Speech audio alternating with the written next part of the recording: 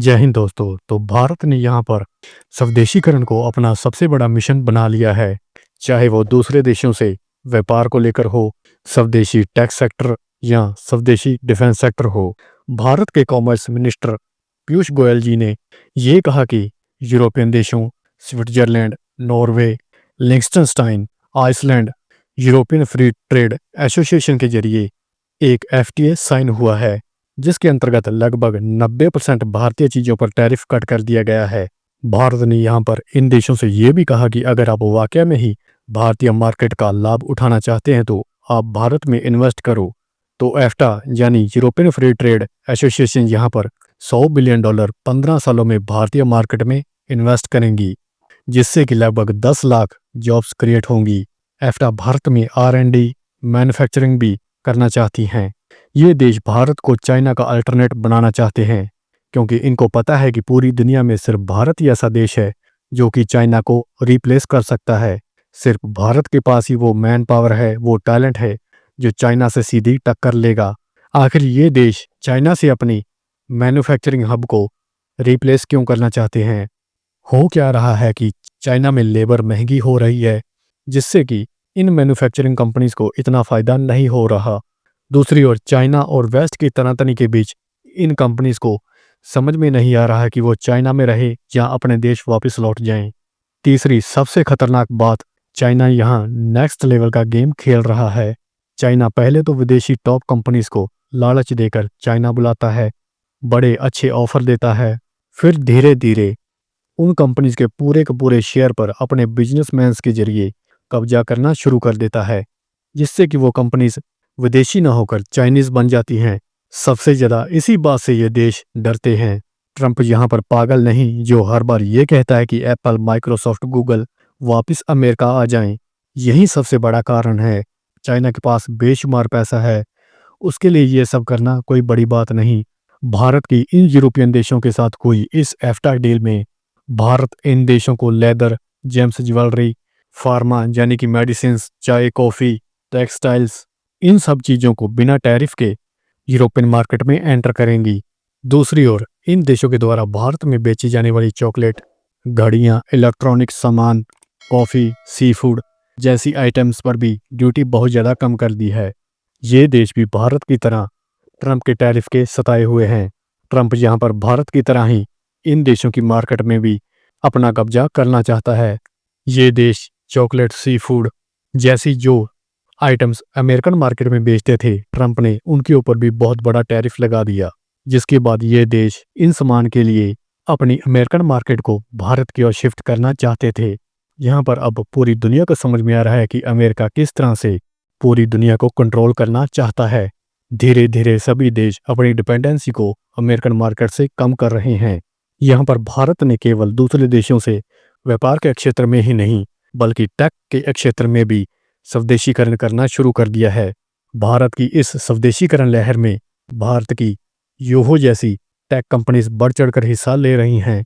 Yoho यहाँ पर Microsoft, Google, Meta का अल्टरनेट बनकर उभर रहा है। चाहे वो माइक्रोसॉफ्ट कंपनी के बिजनेस रिलेटेड सॉफ्टवेयर हों, चाहे मेटा के व्हाट्सएप जैसे मैसेजिंग ऐप्स, जिनको कि योहो जहाँ पर अपने RTI जैसे मैसेजिंग ऐप से रिप्लेस कर रहा है, या फिर गूगल के क्रोम ब्राउज़र को अपने ओला ब्राउज़र के जरिए रिप्लेस करना हो। बट यहाँ पर सबसे बड़ा खेला ये नहीं कि योहो जहाँ पर इन ऐप्स को भारतीय मार्केट में ही रिप्लेस कर रहा है, बल्कि सबसे बड़ा खेला तो इन अमेरिकी टेक कंपनीज के साथ ये हो गया कि चाइना ने यहाँ योहो को कई साल पहले ही अपनी टेक मार्केट में एंट्री दे दी थी। चाहे भले ही इसमें कोई टर्म कंडीशंस लगी हों, बट फिर भी चाइना के द्वारा योहो को अपनी टेक मार्केट में एंट्री देना ही बहुत बड़ी बात है। वही चाइना जिसने हर वेस्टर्न टेक कंपनीज के अल्टरनेट तैयार कर रखे हैं। बस अब जरूरत है एक सोशल मीडिया की, एक यूट्यूब के अल्टरनेट की। मुझे ऐसा लगता है कि आने वाले वक्त में योहो इसका भी कोई एक बहुत बड़ा सरप्राइज दे सकता है। जैसा कि हमने पहले भी अपनी कई वीडियोस में डिस्कस किया है कि इन ऐप्स को यूज करना सबसे खतरनाक बात नहीं, बल्कि सबसे बड़ी खतरनाक बात यह है कि हमारे देश का डाटा इन अमेरिकी कंपनीज के पास जा रहा है। तकनीकी क्षेत्र के साथ साथ भारत यहाँ पर सुरक्षा के क्षेत्र में भी स्वदेशीकरण को जोर दे रहा है। चाहे वो फ्रांस की साफ्रान कंपनी के साथ मिलकर भारत के लिए एक स्वदेशी जेट इंजन तैयार करना हो, जहां कावेरी प्रोजेक्ट के अंडर स्वदेशी जेट इंजन हो, मिशन सुदर्शन चक्र के अंडर पूरे देश को सुरक्षा प्रदान करने के लिए प्रोजेक्ट कुशा पर दिन रात मेहनत करना हो, जहां खुद के स्वदेशी 5वीं पीढ़ी के लड़ाकू विमानों को तैयार करना हो। सिर्फ इतना ही नहीं, दिसंबर में रशिया के प्रेसिडेंट व्लादिमीर पुतिन भारतीय दौरे पर आने वाले हैं, जिसके अंतर्गत एक बहुत बड़ी डिफेंस डील रशिया के साथ साइन हो सकती है, जिसमें कि रशिया के 5वीं पीढ़ी के लड़ाकू विमान SU-57, S-400 air missile defence system के साथ साथ S-500 air defence missile system की डील हो। सबसे बड़ी बात यह नहीं कि भारत इन हथियारों को खरीदेगा, बल्कि उससे भी बड़ी बात यह है कि ये हथियार को प्रोडक्शन के जरिए भारत में ही बनाए जाएंगे और रशिया यहाँ पर भारत को इन हथियारों की full technology transfer, IPR, source code जैसी महत्वपूर्ण तकनीकी जानकारियां भी भारत को सौंपेगा। तो भारत ने यहाँ पर स्वदेशी हथियारों के साथ साथ विदेशी हथियारों का भी स्वदेशीकरण करना शुरू कर दिया है। भारत ने अब पूरी तरह से ये ठान लिया है कि हर क्षेत्र में विदेशी निर्भरता को खत्म करके आत्मनिर्भरता पर जोर देगा। इन सब के लिए सबसे बड़ा श्रेय जाता है अमेरिका के राष्ट्रपति डोनाल्ड ट्रंप को। कुछ लोग ये कहते हैं कि ट्रंप भारत के ऊपर टैरिफ लगा रहा है, भारत के साथ अपने रिश्ते खराब कर रहा है, जो कि एक बुरी बात भी है, बट इसका एक दूसरा पहलू भी है। ट्रंप ने ऐसे कदम उठाकर अमेरिका के संदर्भ में भारत के साथ साथ पूरी दुनिया की आंखें खोल दी।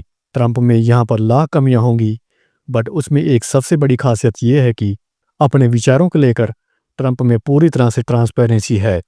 वो जो भी बोलता है, जिसके बारे में भी बोलता है, खुलेआम बोलता है। ये तो हमें शुरू दिन से ही पता था कि अमेरिका कहता कुछ है, करता कुछ है, बट इन सब के ऊपर एक पर्दा था और ट्रंप ने यहाँ पर उस पर्दे को भी उठा दिया। तो ये भारत के लिए बुरा वक्त नहीं, बल्कि एक गोल्डन एरा है और भारत को इस गोल्डन एरा का भरपूर फायदा उठाना चाहिए। ये तो बड़ा हो ट्रंप का कि उसने समय रहते भारत की आंखें खोल दी। अगर कुछ और देर हो जाती तो शायद भारत के लिए बहुत बड़ी मुश्किल खड़ी हो सकती थी।